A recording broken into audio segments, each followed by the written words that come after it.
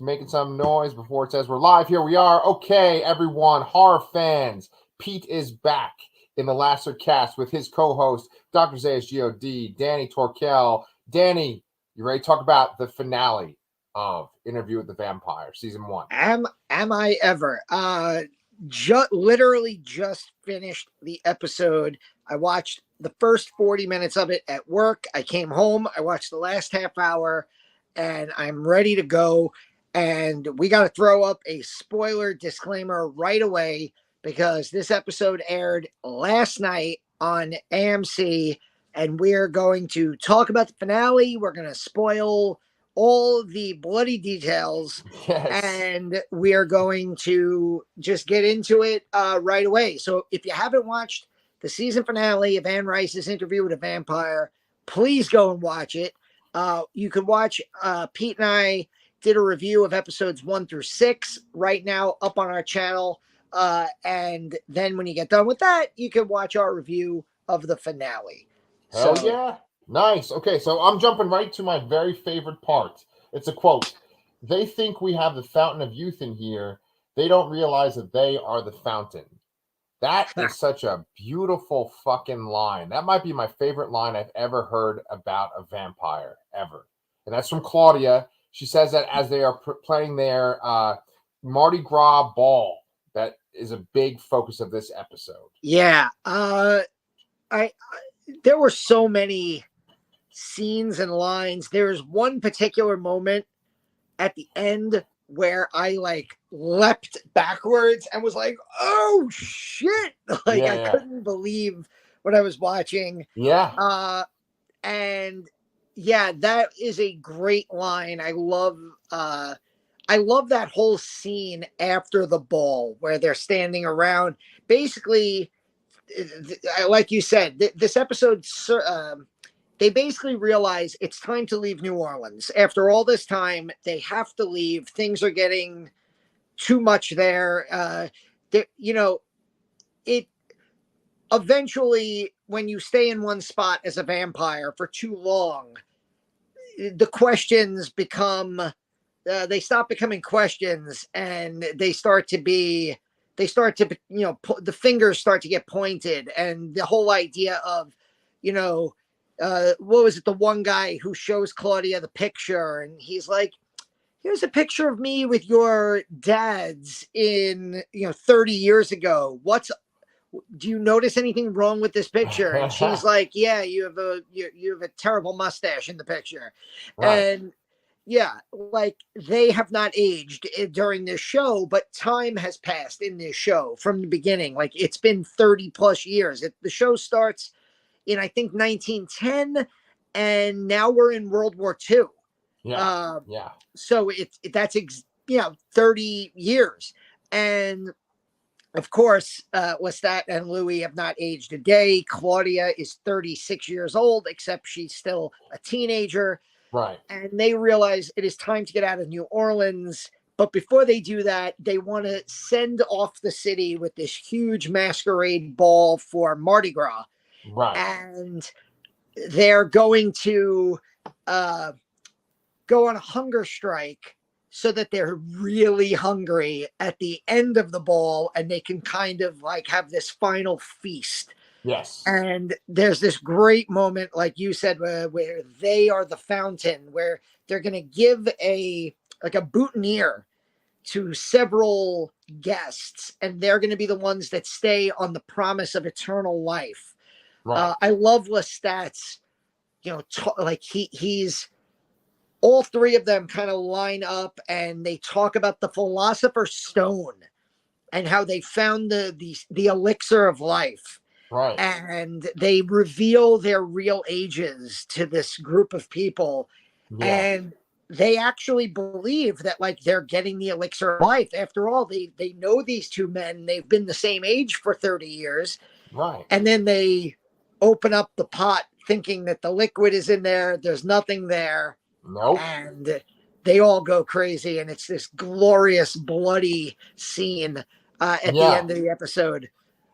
The Interview with the Vampire movie from the 90s had some intense violence and some disturbing scenes. I remember Oprah was really disgusted with it because they would eat the rats off the floor, right? But this scene that you're talking about is like something out of 30 Days of Night. It's this vampire slaughter in this house, this locked house. That's a really good comparison, because these are like the most beautiful vampires we've ever seen in terms of, especially the two leads.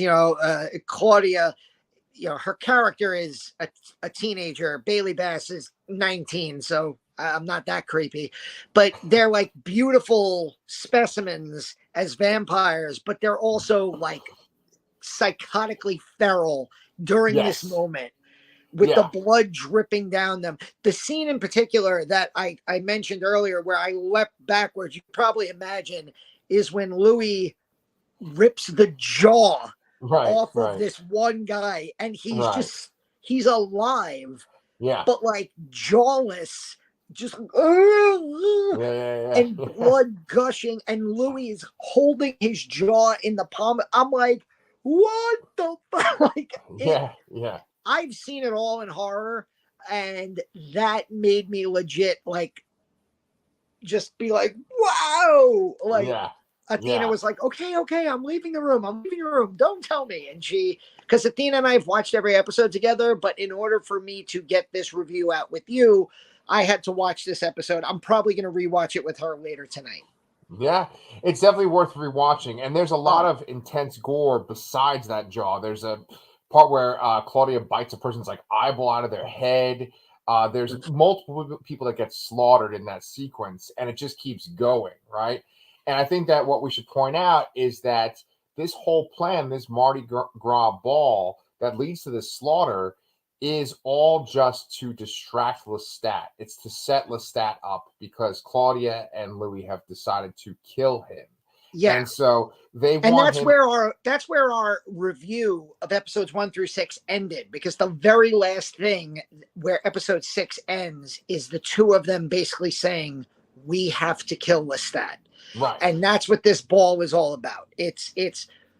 And I love, like, you really get these two actors. They're so freaking good.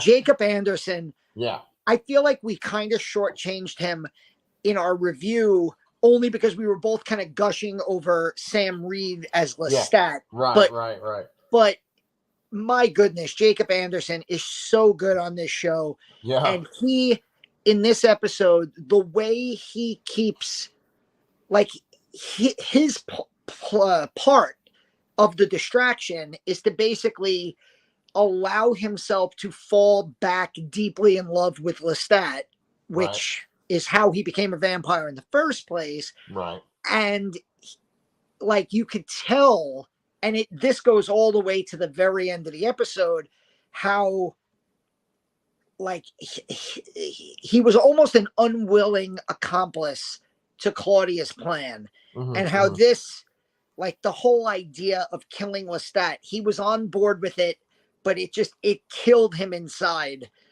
Whatever was left of his soul, like, it kills him to have to kill Lestat, who is effectively just an abusive lover to him. Right. Like in so many relationship movies and dramas and in real life, you find yourself in love with your abuser, and he is. And I love the scene with them dancing, and they share that kiss on the dance floor, and the irony and the hypocrisy of this crowd of New Orleans upper class people who are dressed effeminately. They're wearing wigs. The one guy has his face completely painted, and then he sees two men kissing, and he's like, that's it. I can't be a part of this.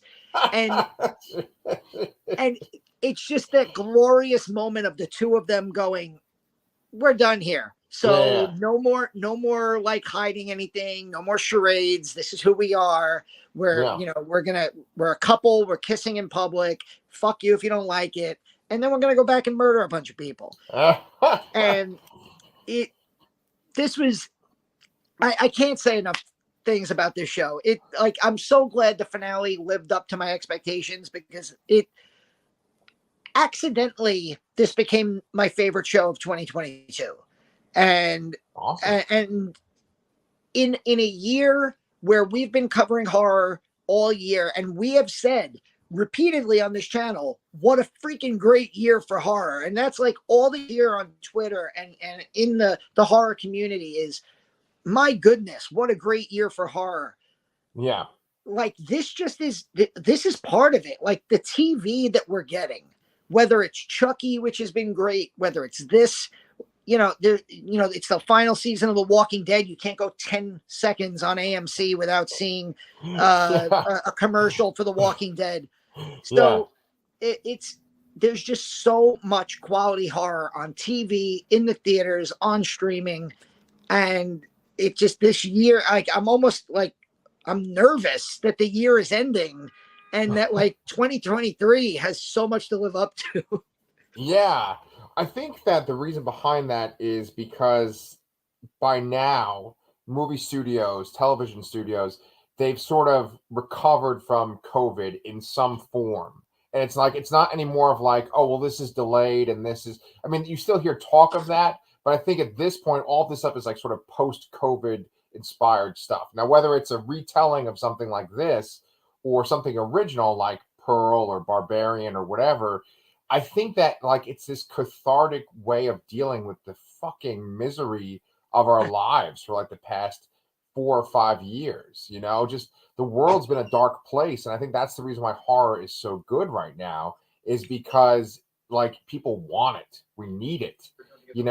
Like this show with like COVID, for instance, it's kind of an interesting thing to compare COVID to this, because people were trapped indoors with their abusers because of shelter in place. And Yeah. Claudia and Louis are trapped with Lestat. First of all, they're trapped inside during the day because they can't go outside because of the sunlight, but they're trapped with Lestat because he's so powerful. And so this episode is extremely liberating because they finally get their freedom at the very end. Now, there's a few twists. One of the best twists is, I mentioned this last time, that I've not read the Interview with the Vampire book, but I've seen the 1994 movie. In the 94 movie, they have Lestat drink the blood of two twins, and he notices that they've made him drink poisoned blood, and then Claudia slices his throat, right? And then he bleeds out on the carpet, and they dump him in the swamp, just like you said last time. And a big alligator goes into the swamp, and you're like, oh, I guess that got Lestat. In this, you're waiting for that moment, and it's so close. He's almost going to bite the neck of this drugged twin, but then he pushes his little fingers into the twin's neck and spurts out blood. He's like, something's different here. And then we find out that this woman, Antoinette, who's an original character for this show, he's turned her into a vampire. And because she's his progeny, she's able to pick up the thoughts of Louis and Claudia. And so it was so important that they did that chess sequence last episode, because they showed that Claudia was still thinking 2 steps ahead of him. And in this situation, she was 2 steps ahead of him once again, because then it was like, it made so much more sense that they were able to outthink him and that she actually knew about Antoinette, and they were still able to defeat Lestat too. So that was one thing I was a little confused by. I thought that it had to be the blood of a dead, like I thought it had to be drinking the blood of the dead. Yeah. I didn't realize that like poison blood, because the guy he killed that was poisoned was very much alive when he killed him. And so it was I guess like just like the drinking of poisoned blood, because it feels like poison would affect a human, not necessarily a vampire. But I guess if it's poisoning the blood and then vampires live off blood, then yeah, I guess it would. So it was a little at first I was like, oh, okay.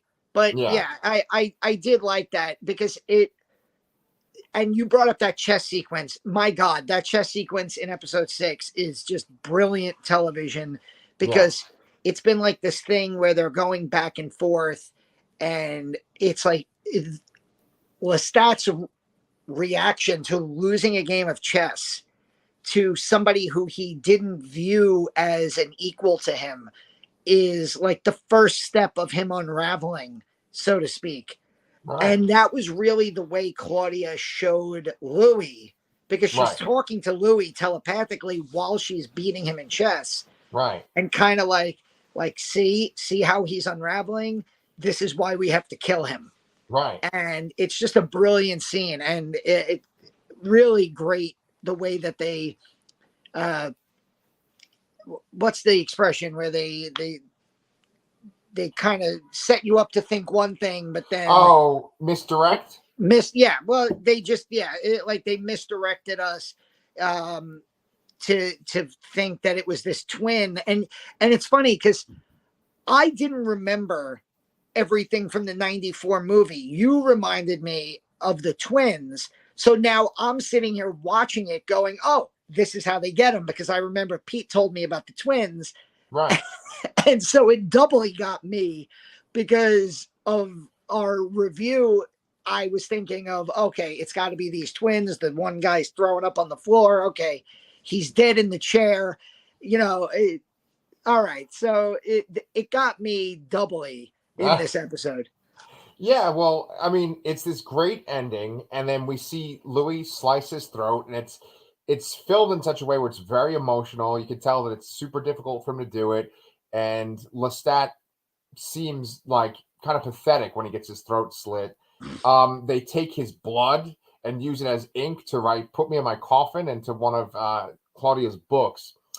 But then there's these missing pages from the diary that take out this one sequence that happens next. And you find out, because Daniel's not buying it, you find out that Louis, instead of having them put Lestat in the furnace and burn his body, which would have destroyed him, he wants him kept in this, coffin, essentially, or this box. And then they threw him out with the trash. And I love the sequence when they were talking about like the trash being taken to the dump and stuff. Because at one point they show the dump, and then they show like Lestat's hand come out of the crate, like grab a rat. I just love that so much. We know he's going to come back. He'll probably come back at like the end of the first episode of season 2. But it makes me wonder, because if we're going by the Interview with the Vampire 1994 movie, which I'm sure follows the book, Lestat is absent for a big portion of the movie. See, I was thinking, are they going to maybe do season 2? And if it's another 7-episode season, are they going to do like maybe 5 episodes and then bring him back towards the ending of the season to really stir up like a season 2 finale kind of thing? Yeah. Also, that was the other thing where it's like, so he's dead, but because his body wasn't burned, he's not really dead, obviously. It's like, I mean, you see his hand grab a rat. Yeah, he wasn't totally dead. Like he could recover, because you had to either decapitate him or burn his body or something. He wasn't like totally dead. He's very powerful to begin with. And we finally see, because you and I had this discussion last week about whether Louis' partner or like his assistant was a vampire or not. And so, I thought that he wasn't, because he was walking around in daylight and, Louis was feeding on him. I was like, that doesn't make sense. But then we find out he actually is a vampire. And do you remember Armand from the 1994 movie? Antonio Banderas. Exactly. So I think that in itself was kind of a misdirect as well, because I don't remember if Armand is literally from like Spain or from that part of the country or the world. But here they cast him as like, I mean, I'm assuming he's from like the Middle East, that actor, He didn't seem Spanish to me at all. No, I mean, I like the idea though. I mean, I like the idea of that scene at the end was so well done, where Daniel is just like really calling Louis out on a bunch of his bullshit. Like, okay, yeah. I don't believe this story. Let me tell you what I think happened. You obviously didn't kill Lestat for a reason. Right. Here's what happened. I live near a dump with my first wife.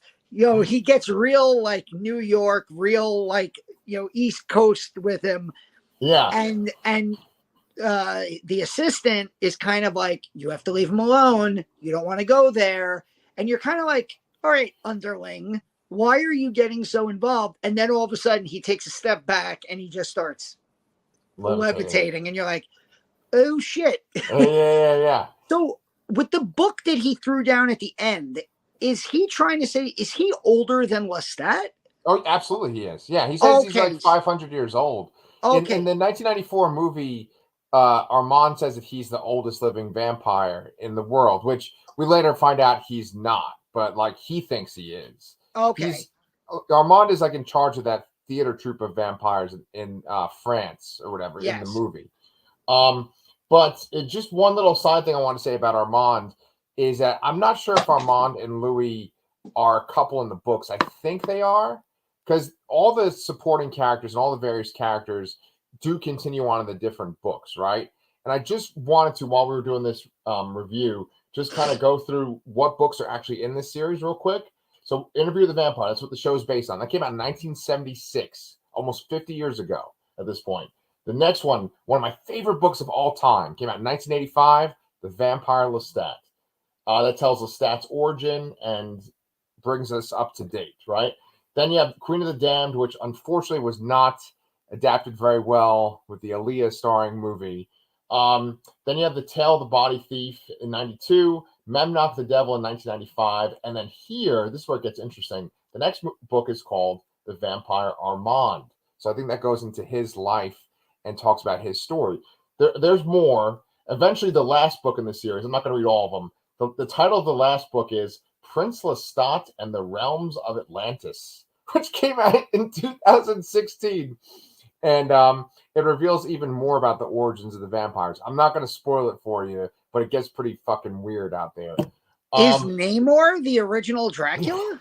I think he might. Yeah, I think that the first vampire had one of those heart-shaped herbs underwater, and that's how this all happened. It was all because of vibranium. Okay. Yes. Spoilers for Black Panther, Wakanda Forever, which you can see the review from me and Brian on my other channel, Comic Books Transformed. But anyway, they have a wealth of books to draw from. There's 12 of these vampire novels. You said that there's crossover between this universe and the Mayfair Witches, right? Which, just like with The Walking Dead, you can't go 10 minutes on AMC without seeing Alexandra Daddario, and the previews and like interviews setting up the Mayfair Witches, right? And I know that Anne Rice has a book called Lasher. And I saw them like etch the name Lasher into a piece of wood. So I guess that's part of the Mayfair Witches saga. Yep. So maybe that's going to tie in to this. It seems like AMC is going hard on the Anne Rice legacy now that, it's unfortunate she just passed away. I think 2021? Sounds right. Yeah. Yeah. And, she was in many ways like the female contemporary of Stephen King. Like for all of Stephen King being, late 70s, 76 was Carrie. That's when Carrie came out. Yeah. Or like right before 76, because the movie came out in 76. So I think, are you the one that always says that Stephen King is the better storyteller, but Clive Barker's the better writer? You say that, don't you? Yes. Okay. I feel like maybe that going with that analogy, I think that Anne Rice is the contemporary to Clive Barker. Okay. Because she's always been provocative, always pushed the envelope like Barker. Stephen King kind of pushes the envelope, but not as much as those two. And then her writing, she has very beautiful prose. Like I love her writing, So I think she's a better writer than Stephen King. Or was, Yeah, I mean, I'm not talking smack about Stephen King as an author. I just feel like he writes the way, like his dialogue feels like the way people talk. Right. And a lot of his writing is based around like the details and the dialogue of the characters. And his characters are the best. Absolutely. Clive Barker is very literary, and provocative is a great word. And that's what I think I remember my dad talking about Anne Rice a lot, because he was a big Anne Rice fan also. Yes.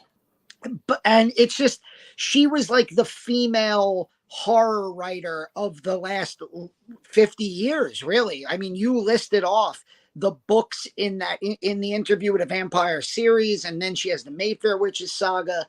I mean, this is a woman who had, you know, multiple adaptations of her work done before. So I'm real happy. I mean, look, if you have those three names, and there's always Stephen King adaptations being done. There's been a new Hellraiser adaptation done. There was a Candyman movie made last year, which is based on a Clive Barker story. And now you have AMC has given us my favorite horror series of the year based on Anne Rice. So like you said, it could just be we're coming out of COVID and there's a lot more, like, you know, horror in the world, but there's also just this there's this tremendous wealth of horror that's been written in the last 50 years that is just there to be adapted. Very well put. Very well put. Yeah, I agree. And they are killing it so far with this series. I hope Mayfair Witches is somewhere in the same league as this. I think that they already kind of were starting to allude to it in this episode, where they would show like the kind of like witchcraft stuff that was at their door before, you know, Lestat said they should move. Like they were starting to get like things on their door, and they were like weird little like piles of ash and stuff in front of their door. Yeah. So I wonder if that has to do with the witches too. Yeah, and Lasher is a character in those Mayfair Witch books, which I need to listen to those again. It's called the Immortal Universe. That's what they're building on AMC with these shows. I was just thinking, like, with season 2, we're probably going to see Louis and Claudia go over to Europe, and they're going to meet Armand and the Theater of Vampires. And then, you know, we'll see what happens. I don't want to kind of spoil things if people are kind of new to the series. But then I think that by season 3, if this keeps going strong, we're going to maybe get the Vampire Lestat book, and maybe they'll start going through the other books too. But it's really great. I don't want to be without Sam Reid for too long. But at the same time, I think it would be great for the story to really let Louis and Claudia and Armand breathe, and have, like, I really don't want him to be back at the end of the next episode. That to me feels like a trope of so many horror shows like Supernatural and Vampire Diaries, and even Buffy, where, like, for years you'd watch an episode of these shows and they'd be like, I can't believe they just killed that character. And then they're back 20 minutes into the next episode. And you're like, oh, like Sam and Dean die every 12 episodes, you know, on Supernatural. And then, like, oh, we went into hell and we got them. They're back. Yeah, piece of cake. Yeah. Charlotte just came in from the kitchen and was like, yeah, it's true, because she's watching Supernatural with Athena now. I don't want to go on a Supernatural tangent, but the first 5 seasons of Supernatural are pretty fucking great. And then the 5th season is fantastic. Then it just keeps going, you know? I watched the first, I think it was 12 seasons of Supernatural, and I really enjoyed it. But it just got to a point where I was done. Like, I couldn't, you know, like, I'll give you a perfect analogy, I think. To me, Supernatural felt like The Simpsons, where I loved The Simpsons. I was a monster Simpsons fan when I was a kid, when I was an adult. But, like, I feel like I haven't watched The Simpsons in 20 years. Yeah. And they're still making new episodes of The Simpsons. And I'm like, I can't go back and catch up now. There's too much. Right. You know? Right. And it felt like Supernatural just wouldn't end. And I had to just jump ship at one point, you know? Yes. Yeah, so I mean, we'll see how far this show goes. I mean, who knows? They keep talking about the Walking Dead coming to an end. There's only 1 episode left, and that feels like that's been on for like ages too. We don't know how, like, maybe this is where AMC is putting all of their horror ducks in this Anne Rice Mortal Universe. Go ahead. No, I'm totally okay with that, because I have not been like you. I've not been in on The Walking Dead for what feels like a lifetime. A decade, and I have no interest in any of the Evil Dead. That's not true. Walking Dead spin-offs. Right. Whereas I'm all in on the Immortal universe, if that's what they're calling it. I'm all, yeah. And come to think of it, on Twitter, the Interview with a Vampire Twitter is like at Immortal_AMC, I think. Right. You're right.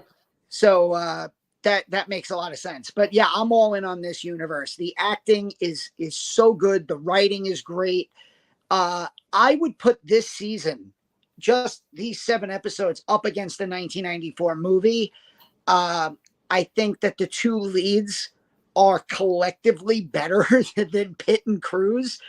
I love the fact that they are, this gay couple. I think that adds so much to the drama around them, about how like Louis can't live without Lestat. I do love that aspect of it.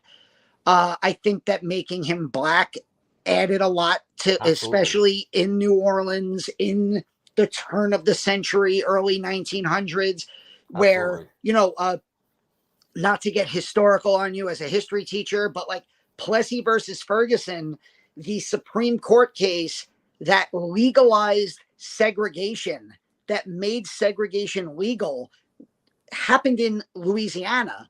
It was a Louisiana train car that the Supreme Court said it's perfectly fine to separate the races as long as the conditions are equal, which became the basis for legal segregation until Brown versus Board of Ed.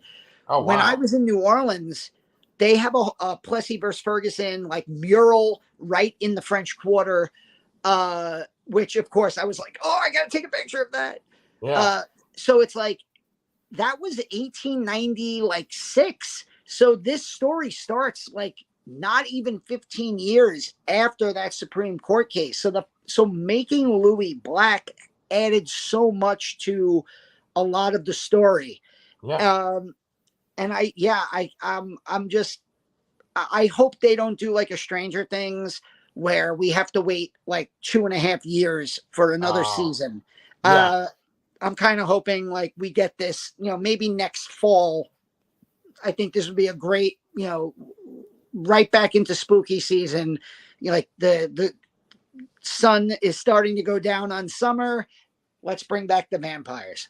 So well put. So well put. I think that's a good way to kind of bring this all to a close. I'm hoping that the vampires return then too. I think they are, just because like it seems like they're trying to build this universe. They're putting a lot of money and effort into this. So I think they're going to want to keep that blood flowing. So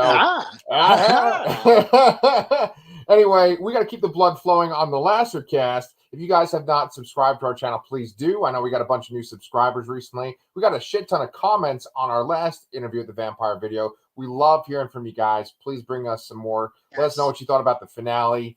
Besides that, we talked about Stephen King a little bit this episode. I interviewed Tom Holland, the director of Child's Play and of Fright Night, and that video is going to go up within the next week. And he and I talk about Stephen King because he directed The Langoliers. He directed Thinner too. So we have this whole little discussion about Stephen King, and he makes this really awesome point about Stephen King. I can't wait for you guys to hear it. So that's an interview I got coming up. I just interviewed my friend Joshua McMillan. He has an awesome book called The Death House that's out right now. You can check out that video. And Danny, you said you were going to cover Chucky, right? Yeah, I have a couple episodes of Chucky that I have to review. I'll get that video up before Wednesday because that's when the next episode of Chucky comes out. I think we're up to the penultimate episode of season 2. And I know that the Mayfair Witches starts in January. I think we should definitely cover that. Absolutely. Coming off of this show, I'm like really interested in checking that out. I might even try to like read the audiobook for it before, just to see, because I feel like it'll. I'm due for another audiobook at this point. Yeah. And yeah, I mean, on the we're also eventually within the next week or so, we're going to be reviewing the new Shudder movie Resurrection with Rebecca Hall.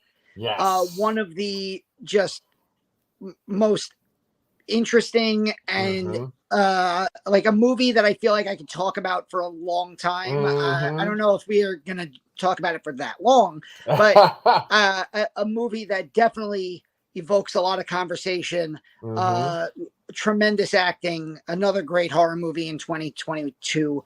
And just, Shudder and all things horror, just keep an eye out for the channel. We'll be posting a lot of stuff soon. As always, that's right. So make sure you're a part of the Lasso Cast, and we will see you guys next time.